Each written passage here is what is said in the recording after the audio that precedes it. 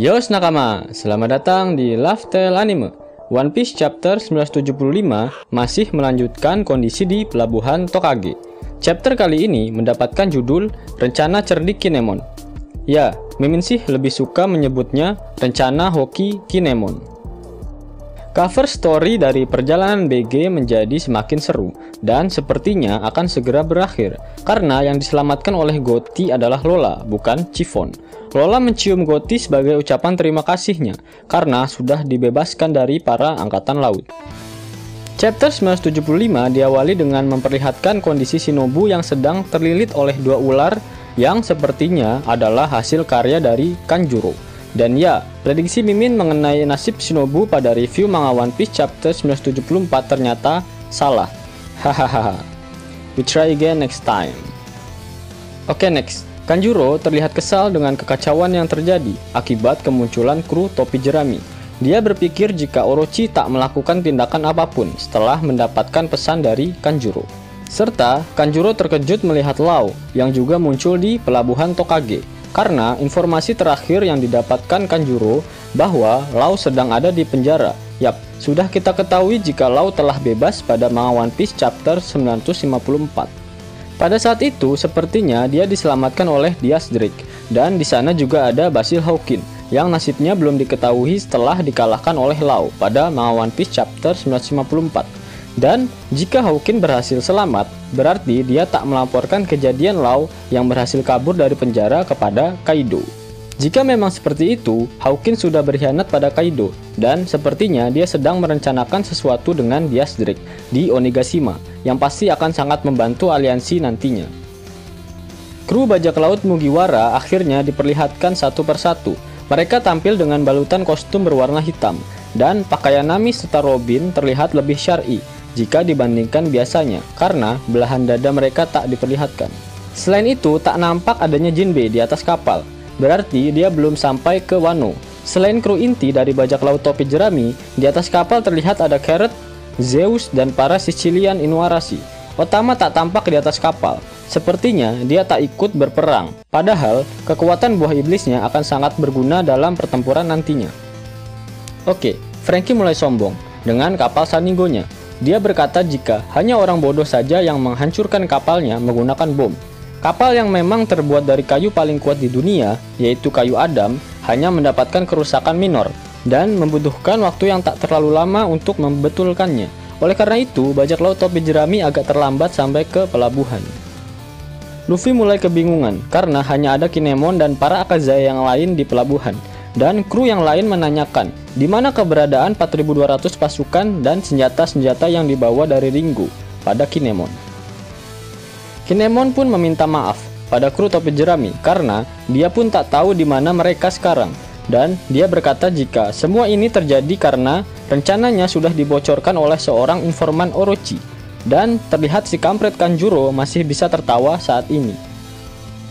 Anak buah Kaido yang mendengarnya lantas menjawab, mereka telah menghancurkan seluruh kapal yang ada di pelabuhan Itachi, dan seluruh jembatan di seluruh distrik Wano telah dihancurkan oleh Orochi, dan Orochi serta Kaido akan menghabisi seluruh pemberontak setelah pesta kembang api selesai.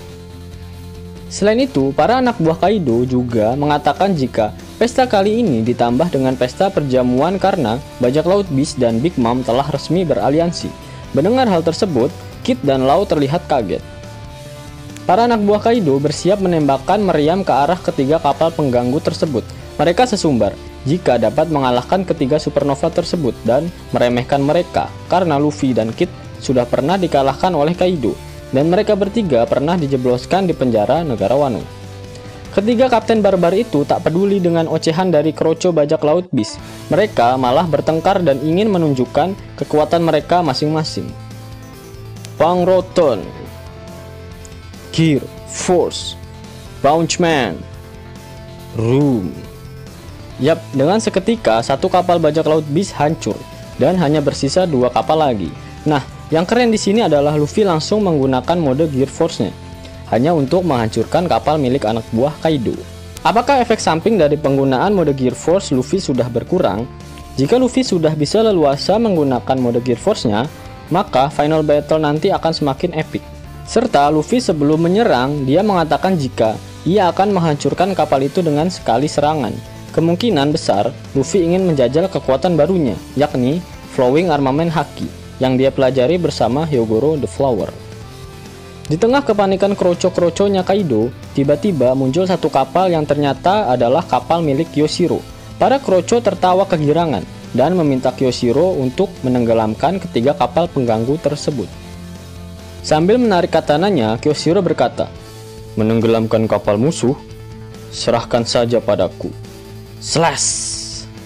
Serangan Kyoshiro malah membelah kapal milik bajak laut Beast. Kyoshiro berdalih jika dia tak sengaja dan hanya menyerang untuk menghancurkan peluru meriam yang datang ke arah kapalnya. Yap, serangan yang dahsyat dari Kyoshiro membuat Zoro dan Ashura Doji terkejut. Bahkan Ashura Doji saja yang dengan entengnya dapat melukai Jack sampai bersiaga dan bersiap menarik keluar katananya.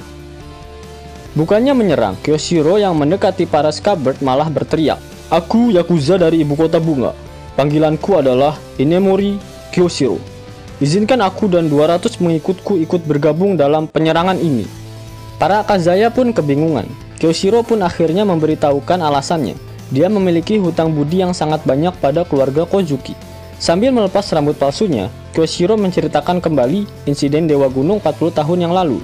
Dan dia mengatakan jika penyebab utamanya bukanlah Oden, melainkan Kinemon yang dahulu masih bengal dan barbar.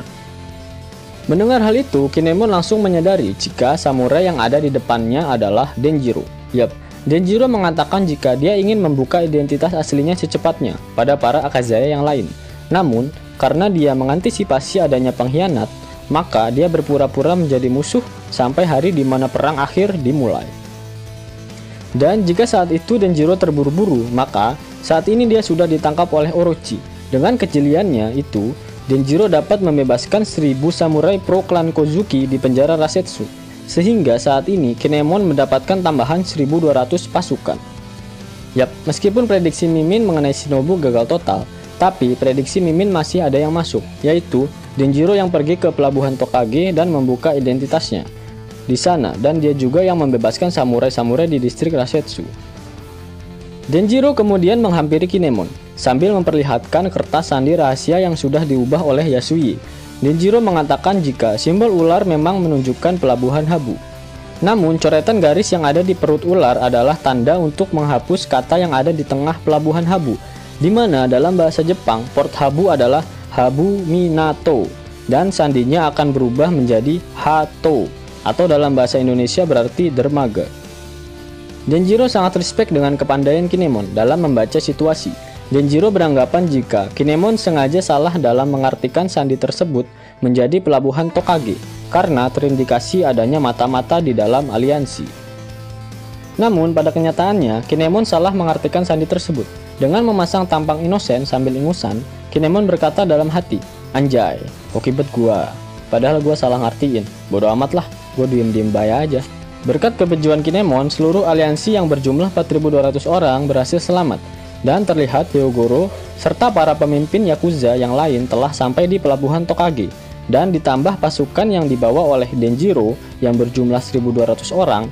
Saat ini pasukan untuk penyerangan ke Onigashima berjumlah 5400 orang.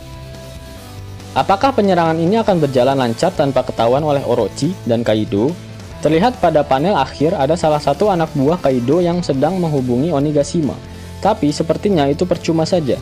Jika kita melihat Kinemon pada manga One Piece chapter 958, dia tak berhasil menghubungi Luffy dan Hyogoro. Yap, kita sudah ketahui jika Wano masih menggunakan kearifan lokal dalam alat telekomunikasinya. Dan sepertinya semua sudah disabotase oleh Karibo, sehingga tak akan ada yang bisa menghubungi ke Onigashima. Satu-satunya ancaman adalah Kanjuro. Dia bisa mengirimkan pesan dengan cepat menggunakan kekuatan buah iblisnya, sehingga dia harus cepat-cepat dibungkam. Sepertinya yang sekarang leluasa untuk menghajar si kampret Kanjuro adalah Denjiro. Akan ada pertarungan antara dua pengkhianat, dan hal ini akan dilakukan Denjiro untuk menyelamatkan Momonosuke. Dan apakah Kanjuro akan tinggal diam?